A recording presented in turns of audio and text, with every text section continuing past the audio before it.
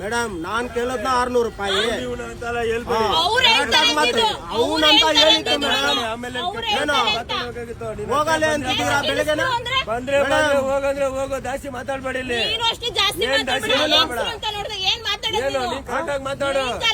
ಹೋಗೋ ಬರ ಅಂದ್ರೆ ನಮ್ಮನಿ ಕೆಲಸ ಕರೋಣ ಮನೆ ಕೆಲಸ ಇಳಿಸ್ಬಿಡು ಅಂತಂದ್ರೆ ಯಾರು ಇಳಿಸ್ಬಿಡು ಅಂತ ಹೇಳಿದ್ದು ಇಲ್ಲಿ ನೋಡಿ ಮಾತಾಡ್ತೀರಾ? ನಿಮ್ಮನೇಲಿ ಹೆಂಗಸ್ರಿಲ್ವಾ? ನಿಮ್ಮನೇಲಿ ಹೆಂಗಸ್ರಿಲ್ವಾ? ಅದಕ್ಕೆ ಒಬ್ರು ಆಟೋ ಹತ್ತಲ್ಲ. ಈ ತರ ಹೋಗ್ತೀನಿ ಹೋಗು. ನೀನೇ ನನ್ಗೆ ಹೇಳೋದು ಬೆಳಗ್ಗೆನೆ ಹತ್ಬಿಡು ಅಂತ ಹತ್ಬಿಟ್ಟು ಇಳಿದ್ಬಿಡು. ನಾನ್ ಏನ್ ಮಾಡ್ದೆ? ಡಬಲ್ ವಿಡಿಯೋ ಮಾಡ್ತಾ ಇದೀನಿ ಅಂತ ಮೇಡಮ್ ಅನ್ನೋದಲ್ಲ. ಏನ್ ನಾನೇನಂದೆ ಫಸ್ಟ್? ನಾನೇನ್ ಮಾತಾಡ್ದೆ? ಫಸ್ಟ್ ಈಗ ತಾನೇ ಬಂದಿದ್ದೀನಿ.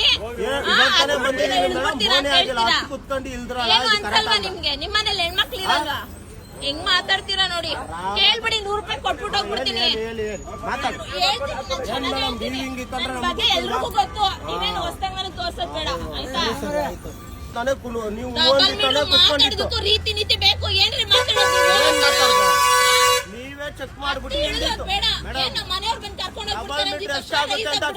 ಕ್ಯಾಲ್ಕುಲೇಟರ್ ಮಾಡ್ಬಿಟ್ಟು ಇಲ್ದಿತ್ತು ನೀವು, ನಾನಲ್ಲ. ಎಲ್ಲಾರ ಹತ್ರ ಒಂದೇ ಸಮ ದುಡ್ಡಿರಲ್ಲ, ಅರ್ಥ ಮಾಡ್ಕೋಬೇಕು. ಕಿರ್ಚಿದ್ರಲ್ಲ ಇದಾಗಲ್ಲ ಏನು ಏನು ಆಗಲ್ಲ. ಎಷ್ಟಾಗುತ್ತೆ ಅಮೌಂಟ್ ಅಂತ ಯಾರು ಕ್ಯಾಲ್ಕುಲೇಟರ್ ಮಾಡಿದ್ರು? ನೀನು ಮೇಡಮ್ ಯಾರು ಕೊಟ್ಟಿದ ತಕ್ಷಣ ನಾನ್ ಬಾಯಿ ಬಿಟ್ಟು ಕಾಸು ಕೇಳೋದು? 200 ರೂಪಾಯಿ ಕೊಟ್ಟು ಬಂದಿರೋದು ನಿನ್ಗೆ 600 ಆಟೋದಲ್ಲಿ ಹೋಗ್ಬಿಡ. ನಾನ್ ನಿಮ್ಮ ಹತ್ರ 600 ರೂಪಾಯಿ ಆಗುತ್ತೆ ಅಂತ ಹೇಳದ್ನಾ?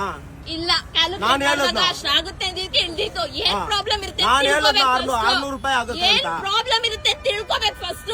ಎಲ್ಲೋ ಬಂದಿರ್ತಾರೆ, ಅವ್ರಿಗೆ ಏನ್ ಪ್ರಾಬ್ಲಮ್ ಎಲ್ಲ ನಮ್ಗೆ ಗೊತ್ತಾಗುತ್ತಾ? ಮತ್ತೆ ನೀನ್ 600 ರೂಪಾಯಿ ಕೇಳಿದ ತಕ್ಷಣ ಹೂ ಕಣಪ್ಪ ನಡಿ ಒಂದ್ ನಿಮಿಷ ಸುಮ್ನೆ ಮಾನವೀಯತೆ ಅನ್ನೋದು ಇಟ್ಕೊಂಡ್ ಬಾಳಿ.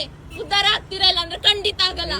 ನಾವು ಉದ್ದಾರ ಆಗುತ್ತೆ. ಹೌದು ರೋಡಲ್ಲಿ ಈ ತರ ದರೋಡೆ ಮಾಡಿದ್ರೆ ಉದ್ದಾರ ಆಗಲ್ಲ. ನಾವು ದರೋಡೆ ಮಾಡೋರೆ. ಕೇಳಿ ಬೇಕಾ 100 ರೂಪಾಯಿ ಕೊಟ್ಬಿಡ್ತೀನಿ. ಆದ್ರೆ ಆತರ ಭಿಕ್ಷೆ ಬೇಡ ತರ ಮಾಡ್ಬೇಡಿ ಅಷ್ಟೇ.